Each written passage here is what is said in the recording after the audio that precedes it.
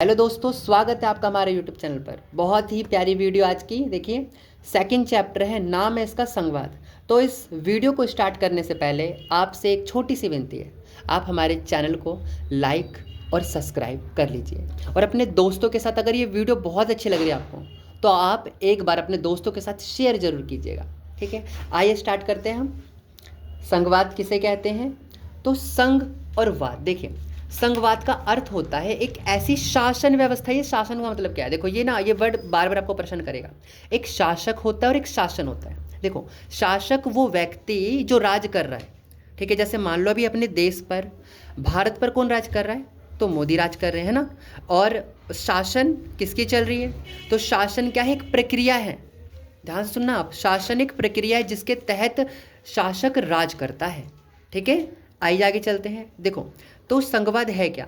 संघवाद एक ऐसी शासन व्यवस्था है जिसमें दो या दो से अधिक, यानी दो या दो से ज़्यादा भी लिखा है ना यहाँ पर, इसको अधिक भी कह सकते हैं, ज़्यादा या अधिक स्तर की सरकारें होती हैं और सत्ता भी इन्हीं स्तरों में बटी होती है। देखिए, जैसे भारत का एग्जाम्पल लेते हैं, बहुत ईजी है।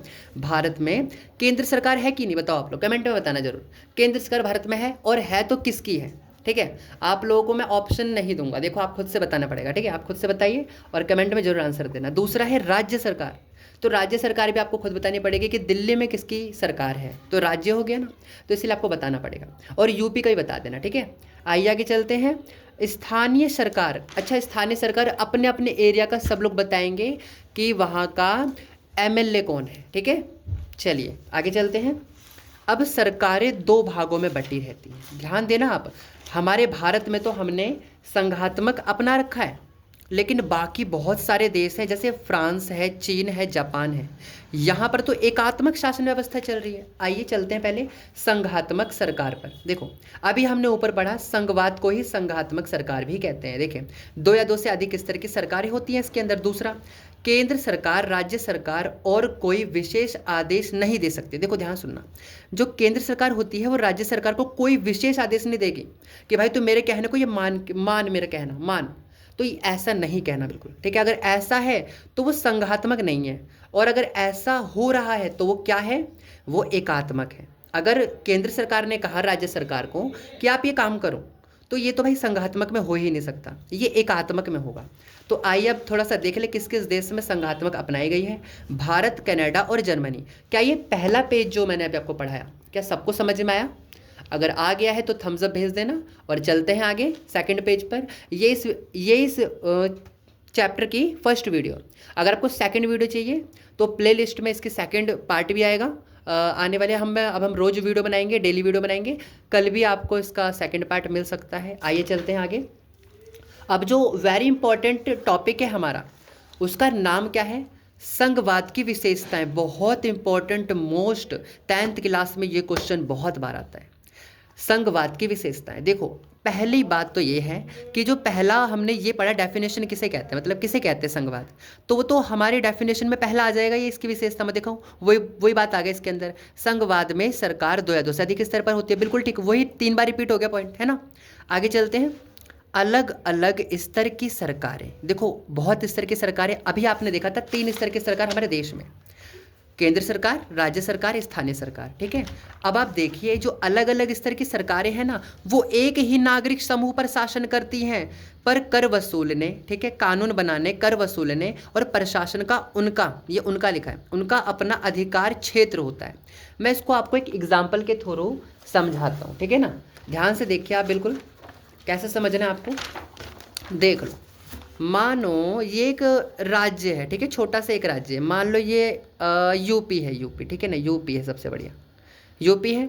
अभी यूपी में किसका राज चल रहा है? योगी जी का राज चल रहा है। ठीक है ना, ये यूपी में है। और बाकी जो पूरा भारत है उसमें तो पीएम, यानी पीएम जी का राज चल रहा है, नहीं मोदी जी का राज चल रहा है। ठीक है, अब आप ध्यान देना। अब ये पूरा देश है हमारा। मान लो यूपी में एक लड़का रहता है, उसका नाम है रामू। ठीक है ना, इसका नाम है रामू। अब बताओ, जो रामू है, ये रामू पर क्या योगी राज कर रहा है? हाँ, कर रहा है। क्या इस रामू पर ये मोदी राज कर रहा है? हाँ, इस पर ये भी राज कर रहा है और ये भी राज कर रहे हैं। दोनों के दोनों इस रामू पर राज कर रहे हैं। तो इसका अर्थ क्या हुआ? इसका अर्थ ये हुआ कि देखो व्यक्ति तो एक ही है, एक ही नागरिक समूह पर विभिन्न स्तर की सरकार राज करती है, लेकिन कानून बनाने का अपना अपना क्षेत्र होता है सबका। क्या समझ में आ गया? ठीक है, आगे चलते हैं। देखिए आगे क्या लिखा है, कानून बनाने, कर वसूलने और प्रशासन का अपना अपना क्षेत्र है, लेकिन याद रखना एक ही, देखो अलग अलग स्तर की सरकार एक ही नागरिक समूह पर शासन करती है। अभी मैंने आपको एग्जाम्पल के थ्रू बताया। आगे चलते हैं तीसरे पॉइंट पर, विभिन्न स्तर की सरकारों के अधिकार क्षेत्र संविधान में स्पष्ट रूप से लिखे पड़े हैं। देखो जो अलग अलग स्तर की सरकारें हैं ना, केंद्र सरकार, राज्य सरकार, आपने जो सुना भी पीछे, आपने देखा भी, तो जो इसका ना अपना एक क्षेत्र है, इसका अपना एक क्षेत्र है, इसका अपना एक क्षेत्र है, ठीक है ना। तो सब लोग अपने अपने हिसाब से वो शासन करेंगे। ये कहाँ वर्णित है? ये संविधान में लिखा हुआ है। आगे चलते हैं चौथे पॉइंट पर, संविधान के मौलिक प्रावधानों को कोई एक स्तर की सरकार अकेले नहीं बदल सकते। तो बड़ा ही प्यारा पॉइंट है। इसका मतलब ये देखो, मान लो हमारे संविधान में कोई बदलाव होना चाहता है, तो केंद्र सरकार चाहती है कि बदलाव हो जाए, लेकिन राज्य सरकार मना कर रही है, तो याद रखना बदलाव नहीं हो सकता। ठीक है, समझ में आ रहा है सबको? केंद्र सरकार चाहती है बदलाव हो जाए, लेकिन राज्य सरकार चाहते हैं नहीं हो, तो बिल्कुल भी नहीं होगा बदलाव। क्लियर? आगे चलते हैं हम।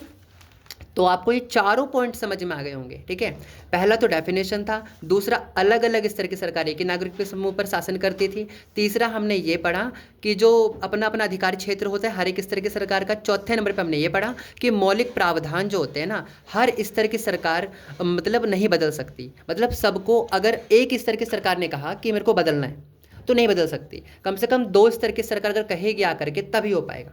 ठीक है, आगे चलते हैं।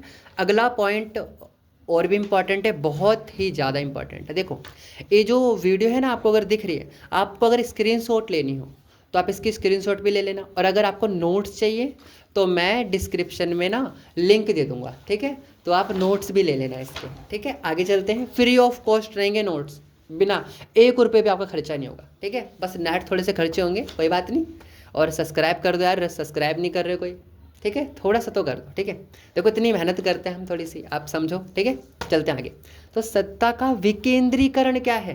देखो बहुत ईजी है। विकेंद्रीकरण मतलब ये होता है भाई, देखो विकेंद्रीकरण मतलब, देखो केंद्रीकरण मतलब होता है एक ही, मतलब एक व्यक्ति को पॉइंट कर दिया, वो केंद्रीकरण हो गया। अगर विकेंद्रीकरण आ गया तो पॉइंट एक व्यक्ति को नहीं, अब 3 से 4 या 2 से अधिक मान लो आप, 2 से अधिक अब आपने पॉइंट आपने देखे 1 2 3 4, आपको 4 पॉइंट मिले पड़े आपको रास्ते में। अब देख रहे ध्यान से आप, तो सत्ता का बंटवारा मान लो आप, सबसे बढ़िया ये है सत्ता का विकेंद्रीकरण, मतलब सत्ता का बंटवारा। क्या संघवाद में अभी हमने जो समझा था, संघवाद में सत्ता का बंटवारा था। हाँ देखो ना ऊपर का, देखो भाई संघवाद में 2 या 2 से अधिक की सरकारें होती है, क्या एक है? नहीं, 2 है, तो इसका मतलब सत्ता का बंटवारा तो हुआ ही ना। देखिए अब चलते हैं आगे। आनंद आ रहा है ना आपको पढ़ने में? देखो टेंशन नहीं लेनी बिल्कुल। ठीक है, कर्म करो फल की इच्छा मत करो। पेपर में क्वेश्चन आएगा तो कोई बात नहीं, मस्ती में चलेंगे यार, कर्मण्यवादी का रस्ते मा फलेषु कदाचन। ठीक है, आगे चलते। देखिए देखो अब सत्ता का विकेंद्रीकरण लिखना कैसे पेपर में, देखो इसका अर्थ है सत्ता को शासन के विभिन्न अंगों में बांटना। देखो भाई बहुत ईजी है, वही बात आ गई यार, ऊपर संघवाद में पढ़े थे हमने, ऊपर ही पढ़ा था ना अभी हमने संघवाद में, सत्ता को बांटना खत्म, उसमें भी यही आगे। देखो भारतीय संविधान ने सत्ता विकेंद्रीकरण को अपनाते हुए शासन की शक्ति को केंद्र सरकार, राज्य सरकार और स्थानीय शासन में विभाजित किया। क्या ये वाला आपको साफ साफ नहीं दिख रहा ना? हाँ ना, ये थोड़ा सा कम है। देखो अब आप थोड़ा सा, मैं कैमरामैन को कहूँगा थोड़ा सा अच्छे से दिखाएं। हाँ जी, वेरी गुड। अब पूरा दिख रहा है आपको? चलो ठीक है, सबको दिख रहा है ना? चलिए ठीक है, अब समझिए ध्यान से। दिख रहा है पूरा? थोड़ा जूम करवा दूँ? ठीक है, थोड़ा सा जूम होगा बस। ठीक है जी, चलिए बहुत बढ़िया, चलो समझो। तो इसका अर्थ है सत्ता को शासन के विभिन्न अंगों में बांटना, जैसे केंद्र सरकार, राज्य सरकार, स्थानीय शासन। ठीक है ना, इन तीनों में बटा हुआ है ना, हमारी सरकार बटी हुई है इस तीनों में। अब देखिए केंद्र सरकार और राज्य सरकार से शक्तियों को स्थानीय सरकार में बांटना। अरे कितना इजी पॉइंट आ गया। अब केंद्र सरकार मान लो एक सरकार है जिसके पास सारी शक्तियां हैं। अब ये एक पावरफुल व्यक्ति है, इसने अपनी शक्तियां राज्य को भी दे दी, इसने अपनी ही शक्तियां स्थानीय सरकार को भी दे दी, तो इसी को कहते हैं हम सत्ता का विकेंद्रीकरण। क्या समझ में आ रहा है पॉइंट? बहुत ईजी है, बस आपको थोड़ा ध्यान देना होगा। ठीक है, मजा आ रहा है ना पढ़ने में? आगे देखिए चलते हैं। वर्ष 1992 में एक कदम उठाया गया। भाई ये बहुत मेन क्वेश्चन है कि 1992 में क्या कदम उठाए गए। तो आइए बात करते हैं 1992 में क्या कदम उठाए गए। क्या सबको ये दिख रहा है?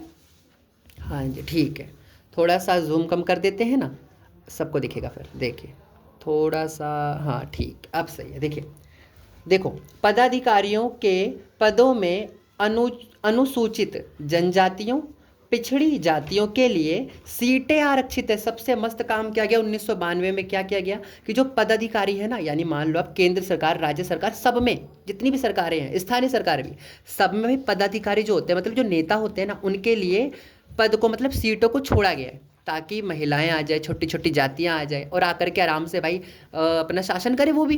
ठीक है, क्योंकि महिलाओं को भी अधिकार है। देखो नीचे का पॉइंट वही है, कम से कम 1/3 पद महिलाओं के लिए आरक्षित है। बहुत मेन पॉइंट, ठीक है ना। तो महिलाओं के लिए आरक्षित कौन किया है ये किया 1992 में। ठीक है, एक छोटा सा कदम उठाया गया सरकार के द्वारा। ठीक है, तो हम वही पढ़ रहे, पेपर में क्वेश्चन आता है। आगे देखिए, हर राज्य में पंचायत और नगर पालिका चुनाव कराने के लिए राज्य चुनाव आयोग का गठन किया गया है। ध्यान देना आप इस पर। हर राज्य में अगर हमें पंचायत को चुनाव करवाना है, चाहे नगर पालिका का चुनाव करवाना है, तो उसके लिए राज्य चुनाव आयोग बनाया गया है। ये सबसे अच्छा काम किया गया। ये 1992 से ही किया गया है और अभी तक चल रहा है। राज्य में जितने भी चुनाव होते हैं सब इसी से संबंधित होते हैं। क्या ये फर्स्ट पार्ट आपको समझ में आया? अगर आपको अच्छे से समझ में आया है तो मैंने आपको पहले बताया था क्या करना पड़ेगा, लाइक सब्सक्राइब, अपने दोस्तों के साथ शेयर, और सेकंड पार्ट के लिए इंतज़ार कीजिए कल का। कल मिलते हैं फिर। इतना पहले आप रिवीजन कर लो, ठीक है, नोट्स बना लो, और अगर समझ में आ गया फिर कल फिर मिलेंगे। ठीक है, तब तक के लिए धन्यवाद। राधे राधे।